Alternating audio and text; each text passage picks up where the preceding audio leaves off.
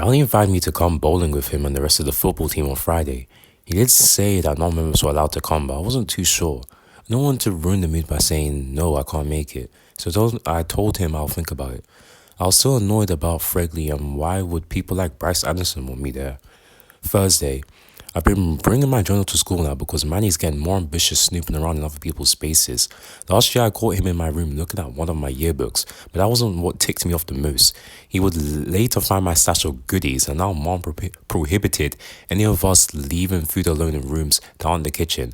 I couldn't take all of my journals with me, so I got a box with a lock on it to put my journals in there. I buried it as deep as I could in my closet, to the point you'd have to make a noticeable mess to get to it. Otherwise, I just have to keep my fingers crossed. At least I'm not alone on this though. Just the other day, Roderick was busted keeping inappropriate magazines, similar to the ones Manny showed off to show and tell when in daycare a few years ago. After Manny exposed it to mom, she now checks once a week to inspect his room. Earlier today, I was just minding my own business, writing my journal on the bleachers outside when somebody approached me. Guess who? Not Rowley, not Holly. It was someone who I was not too fond of, and vice versa. Greg Heffley. This is unusual. What is it, Patty Farrell? Jeez, you don't have to be like that. But I do have to ask, how on earth did you become friends with Holly? How else? We crossed paths and just got talking. How about you? Hey, are you two a thing now? Before I knew it, Patty was gone. Ronnie and Angie? They should have given me a notice that they were under the bleachers. How long have they been there? Later, I ran into Holly. I asked her if she had any plans this Friday. She didn't, so I asked if she wanted to hang out that day. She said yes, and asked where. I realized that right then I didn't think that far and should have had a full plan before asking her. I had to come up with something quick, and it had to be good. We've already been to the library, the mall, the country club, and each other's houses, so I went with the only option I could think of left available, the skating ring. Holly said that would be great and sounds fun. It was set. The two of us are going to the skating rink on Friday. It was good I ran into Holly first because Riley brought up the gathering at the bowling alley the next time we met. Yeah, I sort of forgot about giving him my answer whether or not I can go. Now the real reason to skip it. I'm excited. Kinda weird to feel that way, I guess, because the last time I was there, it didn't go too well and it involved Holly. Really hope this time around it goes better. Saturday, I got my new phone on Thursday. I didn't mention it in that day's entry because I got it after I wrote it. On that same day, I called Riley to get his number. I could get Holly's the next day.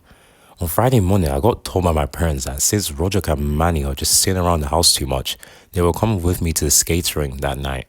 I tried to ask Roger if he can get out of it, but he said the same thing mom and dad gave me and brought up that mom is still making sure he's not keeping anything inappropriate. Guess she'll really be doing that until he moves out.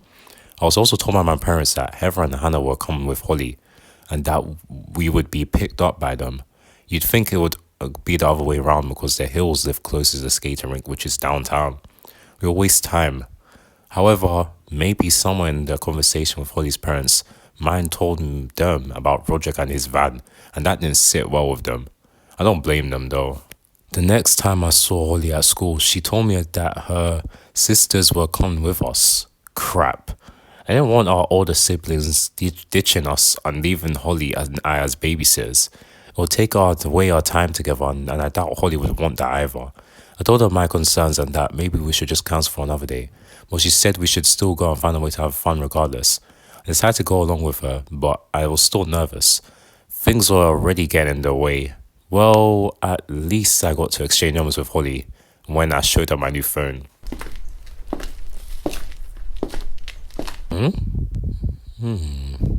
The Hill sisters came by a little early, so mom and dad invited them into our house for a short visit.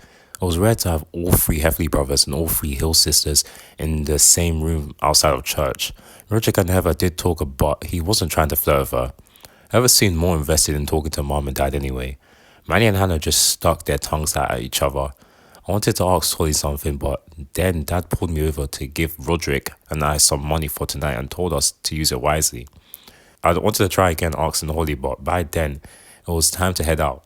It would feel too awkward to do it right in front of our siblings while riding in the car. I'll try at the skating rink. We arrived at the skating rink fine, but Laurel from church was there too, and Holly went straight to her. Heather and Hannah went somewhere. I wasn't sure where, but I knew they'll show up sooner or later. Roderick was already sitting at one of the table with his earbuds in while Manny was trying to get his attention. Then someone came up to me. I guess if the role was here then, it wasn't impossible for him to be here too. Yes, it was Wesley. No way was I in the mood to deal with him.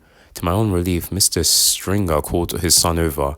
Wesley obeyed his dad, but before he went away, he pointed at me and said out loud, "Weirdo!" Shortly after that, I felt something and looked down. It was Manny tugging at me. "Bobby, Roderick won't play with me." "Hey, Roderick, Manny wants to hang out with you." Here, this is the piss. Yay! I wasn't sure how it would go this time around with Roderick about Manny, but I decided it was worth a shot. Ollie said she had to talk to Laura a little. Then she asked if I was ready to go skating now.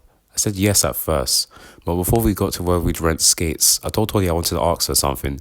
She said could we save it for later? I didn't want to ruin the moment with an answer she probably wouldn't prefer, but I also didn't want to forget as the night went on. This was something I should be doing ASAP before somebody else beat me to it. I told her I would prefer to ask her now. Thankfully, Holly said sure. We went outside. The cool air did make the nerves feel better, I think. Wait, what if she says no? Worse, somebody else beat me to it. I know she said we're friends, but I'm still out of her league. Why am I so nervous? I was feeling so confident about it a second ago. Deep down, I'm still that wimpy kid from middle school. Damn it, I'm wasting her time here. Should I really? Greg, are you okay? Well, just like with Roderick, perhaps this was worth a shot too. Here goes nothing. Holly, would you like to come homecoming with me? I did it. Yes! I would love to, Greg.